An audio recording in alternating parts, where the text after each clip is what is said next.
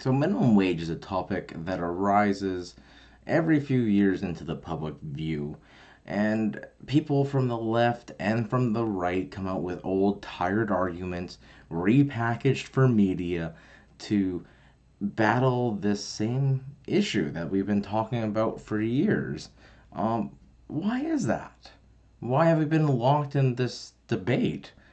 Well, the unfortunate fact is that minimum wage will never actually solve poverty or is even capable of trying to lift up the lower class. In fact, minimum wage is doing almost more damage than good at this point, and we really need to talk about it.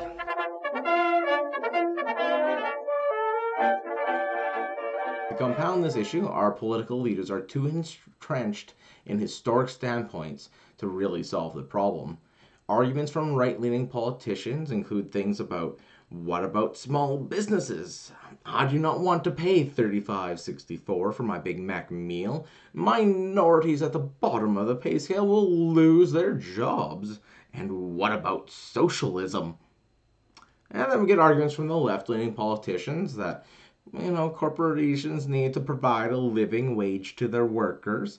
It'll lift millions out of poverty. Inflation has cut the value of the minimum wage, and McDonald's could never rise the price of my Big Mac to $35.64.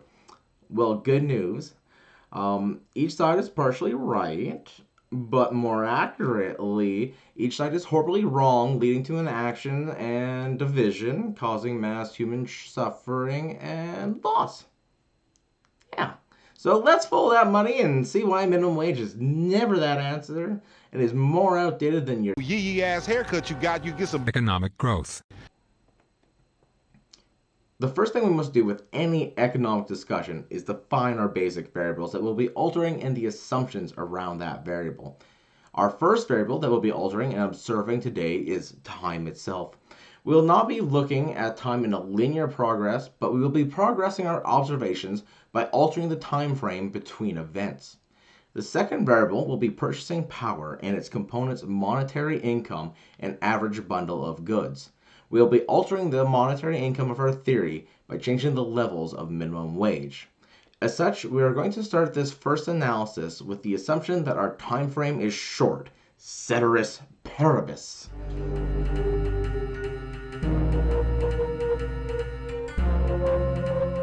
Let's take our time variable and crunch it down to the very basic. What is the immediate impact on the very next day after an increase in minimum wage occurs? There's some interesting min-maxing that happens. First, the price of labor for minimum wage employees will be at an all-time high, which means inefficient employers will lay off some employees. However, this effect is not as large as other effects. And this is due to businesses seek to maximize profit. As such, having extra employees that are redundant is inefficient and unnecessary. If a business is running at its minimum level of staffing to operate, then they cannot reduce staffing beyond that level. If a business must cut hours due to a change in the minimum wage, we should question if the business should even function, as it does not produce enough profit to sustain any shareholders or owners. Overall, labor costs do not increase, as an increase in the minimum wage will not directly increase all wages. Secondly, the price of goods remains largely unchanged. If a business were to instantly pass along the cost of the wage increase, it would significantly decrease their sales, losing to a loss in profit greater than paying the increased wages. Not the greatest business idea. Lastly, the minimum wage worker will experience an all-time high of purchasing power. They will be able to purchase more goods than they could at any other time. So looking at the immediate effects, it looks like our leftists are on track. Things are more affordable, some people lost their jobs, but not that many, and prices haven't skyrocketed. Life has improved and poverty has been solved. Simple, right?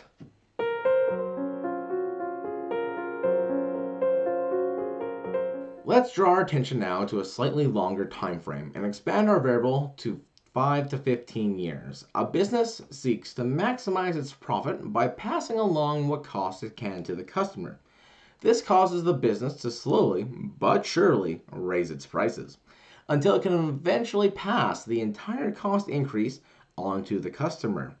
So does that mean we can reach a $35.64 Big Mac meal? Well, yes, eventually we will. Don't believe me? Well, let's run a little calculation. Let's see if there is a difference in the cost of McDonald's when weighted against the cost of the minimum wage for that state. To do this, we need an average bundle of McDonald's goods, which will consist of the following menu items: the Big Mac meal, the crispy chicken meal, a 10-piece nuggies, and a dollar small soft drink, which oddly is only actually $1 in a couple of states. As we can see from the trend line, for every 19.28 cents of minimum wage, it causes an increase of a penny in the price of McDonald's products. As such, we can see that as minimum wage increases, the cost is slowly being passed on to the consumer, and depending on the state you analyze, you can see the effects of the purchasing power and the time frames we've been talking about. For instance, in Missouri, it is currently... Okay, I like the first paragraph. Now, say Missouri, which is currently in a short-term time variable, as they have been consistently raising the minimum wage from $7.65 in 2016 to $10.30 in 2021, an increase of nearly 35% over 5 years.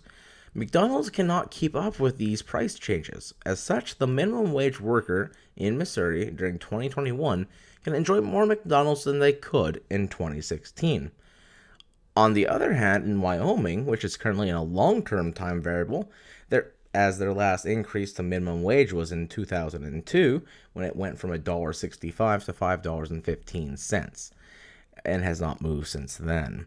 The wages have stagnated, but McDonald's has been able to pass that entire $3.50 per hour from 2002 into their 2021 prices. Our Wyoming minimum wage workers' purchasing power has and continues to decline. To compare apples to apples, a minimum wage worker in Wyoming who wants to purchase our average bundle of goods would take them about 1.11 working hours, or 1 hour and 6 minutes. However, a Missouri minimum wage worker who can purchase the exact same bundle of McDonald's products for only about 0.51 working hours, or about a half an hour. This means somebody making minimum wage in Wyoming would take 36 more minutes of working time to purchase the exact same McDonald's products that their Missouri counterpart could purchase. If you've been following along, you may start to see a paradox developing. More importantly, those in charge are getting stuck between two entrenched political views based on murky facts and are too busy arguing between short and medium time frame effects to see the true monster lurking in the dark. So stay hydrated, make sure you're seated as we bond over a mutually assured capitalistic dystopia.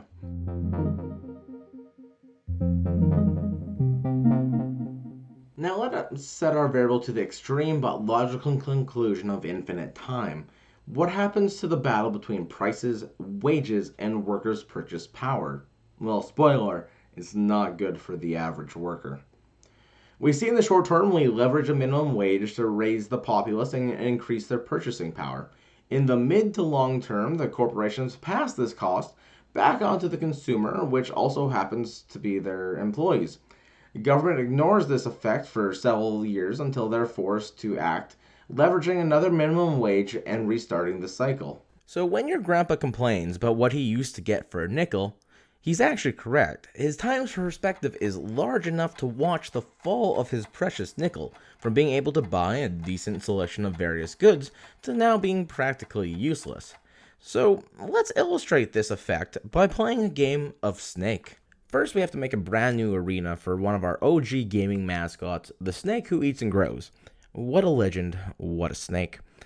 Our y-axis is time, and our x-axis is purchasing power, which is our bundle of goods over our wage. First, let's drop our first snake apple at the short term. Wages increase, and we hit our max purchasing power for that wage cycle. Remember, this occurs the very first day after a minimum wage increase. Now, like all things, we let time carry on and sprinkle a trinkle of snack apples. In the mid to long term, prices begin to increase, while wages stay the same. This leads to a decrease in purchasing power until government steps back in and rekindles the wage cycle by sacrificing a bigger number upon the minimum wage bonfire. If we run the time frame to the infinite, we see the snake begins to form a half-circle form, which any programmer will tell you is not the optimal strategy in Snake. This road will lead to a game over and a cost a quarter or so. However, reality is far, far worse. Our snake evolves into a wormhole. We must add a third dimension to our graph and show that we begin to decrease into an ever-increasing inflation, an ever-ending struggle between consumers' purchasing power and corporations' greed. So congrats everyone. We are stuck arguing between short and mid-term issues that we don't notice the real monster hiding in our closet. Corporations. So how do we move away from this hell system of temporary benefits and infinitely increasing numbers?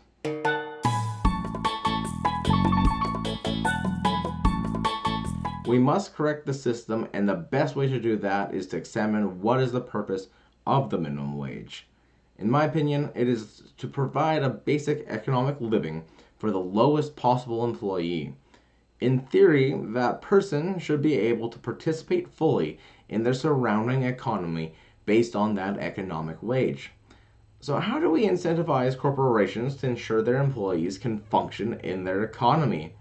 What if we legislated a new type of minimum wage law, one that does not peg the wage at a single figure that will be great today and gone tomorrow? What if we tied the highest paid employee in the organization to the lowest paid employee in the organization? Let's take Apple, for example. We have the best cook who never demanded lamb sauce, Tim, right at the very top. The fat, slightly caddish executive class that makes sure Tim feels like he is always making the right decision, his yes men. Then we have engineers and other professionals trying to figure out how to ship a charger with the same box as the new iPhone. Finally, all our lowly operation staff, such as food employees, janitorial, and other manual labor-related tasks. Now, let's say for every $100 Mr. Cook earns, his lowest employee in the labor class is paid at least $1. Personally, the ratio should be lower, but at the time of writing, Mr. Cook earns 256 times the average, not lowest, employee at Apple. So our 100 to 1 example is rather restrictive compared to Mr. Cook's earnings today. If imposed, the lowest employee at Apple would make $147,692 per year, which is nearly 3 times the current average Apple pay rate. Now I can hear you screaming, starting that is a lot of pay for a janitor, and that is fair. It's an alarmingly large number, but it's grown so large because over the years, Tim has been able to consistently grow his minimum wage. Now I can hear the comments starting that that's a lot of pay for a janitor, and that's fair. It's an alarmingly large number, but it's grown so large because over the years, Tim has been able to consistently grow his wage, 28% in the prior year compared to 0% for minimum wage. As such, Tim's been able to escape the minimum wage wormhole. But could we even do this, or is it too late? Could we banish these ghouls back to the grave and pry from them the increases they have given themselves but withheld from others?